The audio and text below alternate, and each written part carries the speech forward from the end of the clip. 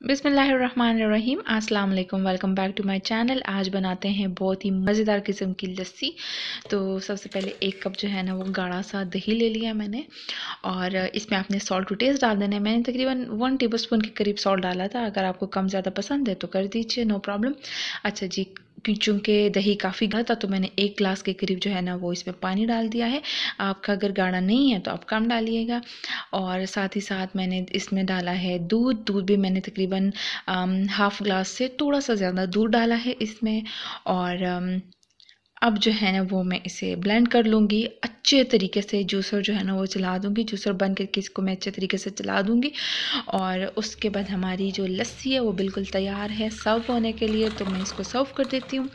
और आपको नज़र आ रहा है कि कितनी ज़्यादा ज़बरदस्त, और इसका जो फ्लेवर होता है ना वो तो बहुत ही ज़्यादा मज़े का होता है। दूध और दही दोनों चीज़ें डाल के जब आप लस्सी बनाते हो ना तो मज़ा उसका दुबाला हो जाता है। आप मुझे ज़रूर बताइएगा कि आप लोग लस्सी को कैसे बनाते हैं और मेरी रेसिपी आपको कैसी लगी है। And thank you so much for watching my video. Take care. अल्लाह हाफिज़।